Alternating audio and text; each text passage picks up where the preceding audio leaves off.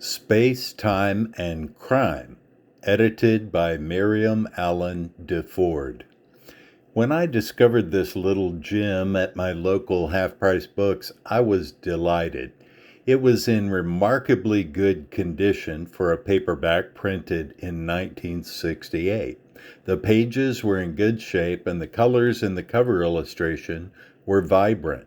I was drawn to the whimsical style of the cover art, and when I saw it contained stories by some of my favorite authors of the pulp era, I was sold.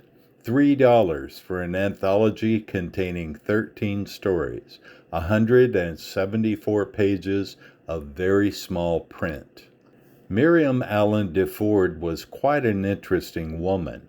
Born in 1888 in Philadelphia, she was an early feminist and politically active, and a frequent contributor to early left-wing magazines like The Masses, The Liberator, and Federated Press Bulletin. She was primarily a mystery writer until 1949, when Anthony Boucher began editing the magazine of fantasy and science fiction, when deFord began publishing SF stories as well. Her story, A Death in the Family, was featured in Season 2, Episode 2 of Rod Serling's Night Gallery. The first story in this anthology was Crisis, 1999, by Frederick Brown, first published in 1949. In the year 1999, heavy reliance is made on lie detectors to convict criminals. The conviction rate for serious crimes is dropping dramatically. District attorneys fear that they are losing the battle against organized crime.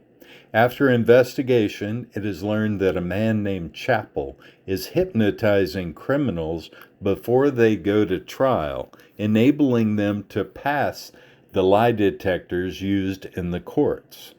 The catch is this: he is also imprinting them with the suggestion that they are not and never have been criminals. The former thugs embark on benign careers and become model citizens. It is projected that there will be no organized crime in 20 years' time. Criminal Negligence by J. Francis McComas was an interesting second addition to the anthology.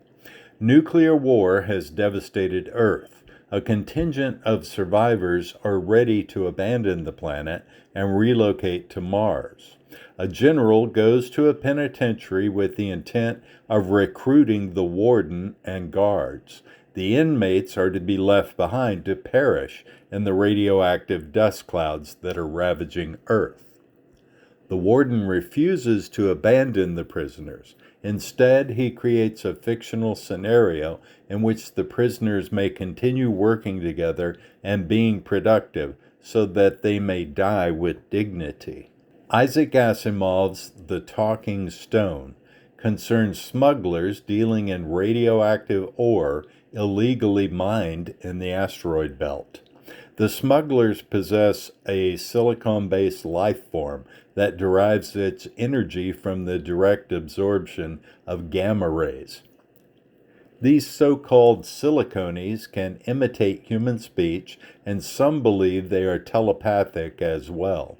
The silicone on board the smuggler's craft is much larger than the norm. When the smuggler's craft is damaged by an asteroid impact, the authorities are left to deduce the location of their source of uranium using information gleaned from the silicon creature before it died. Fourth in the lineup is The Past and Its Dead People by Reginald Bretner. This is a compelling character study of older people living in a sort of retirement complex. One of them is a woman who claims to be psychic. She uses deception to gain information about a boarder who has skeletons in his closet, and eventually drives him to suicide. Though this tale did not seem to me to really contain a science fiction element, I found it quite interesting and very well written.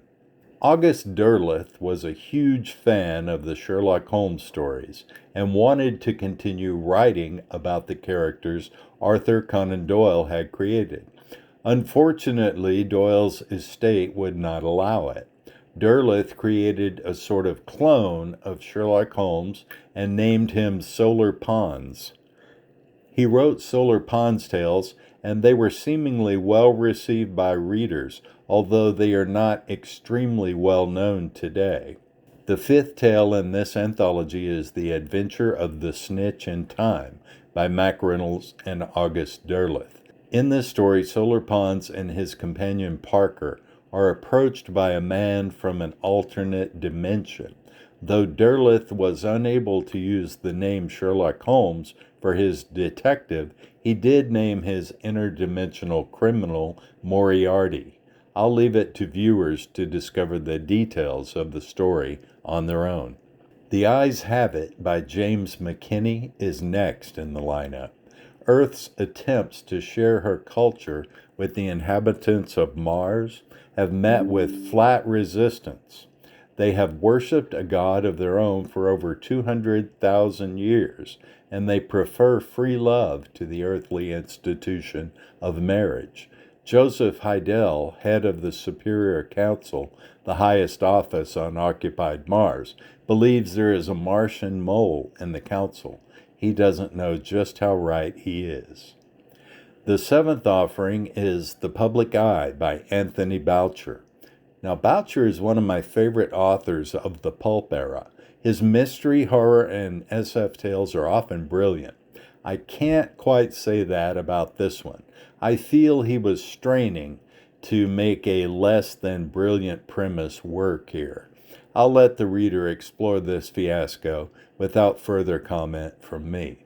The Innocent Arrival by Poul and Karen Anderson is story number 8. A hapless Martian trying to generate business for his economically depressed planet is pounced upon by con men on planet Earth.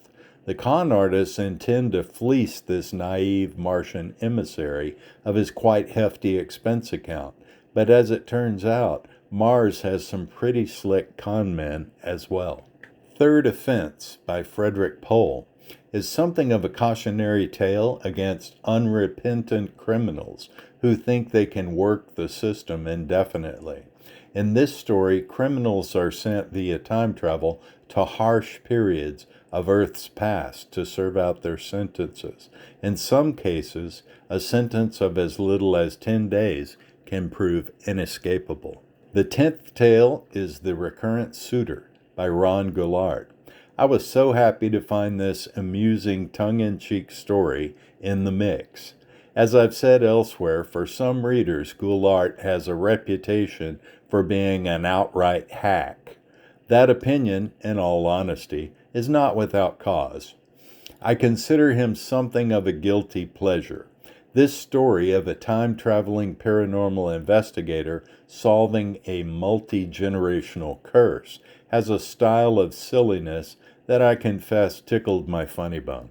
Fritz Leiber penned the 11th tale in this anthology, Try and Change the Past. In this story, Leiber introduces the concept of temporal reluctance, or the law of the conservation of reality.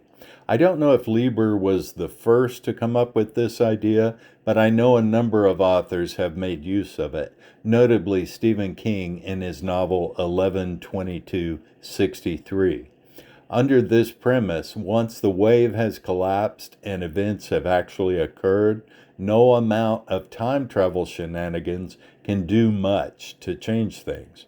Leiber puts a humorous spin on the subject.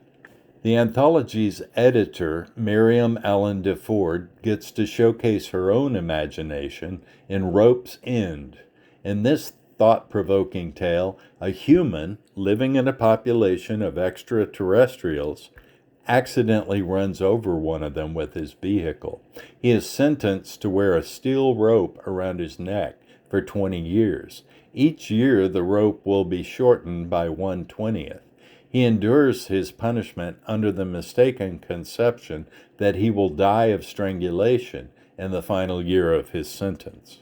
or The Grasses Grow by Avram Davidson is tale number 13. In this final story, punishment is finally meted out to white authorities who have consistently swindled the Native American population, violating every treaty ever made with them. Whenever I read a weird fiction anthology from the mid-20th century, I am reminded of their power to entertain and inspire. I enjoyed Space, Time, and Crime as much as any anthology I read as an eager 12-year-old. Miriam Allen deFord did a fine job of curating this collection, and I'd like to read more of her work. If you are enjoying this channel, please give it a little boost by liking, subscribing, and leaving a comment. Thanks.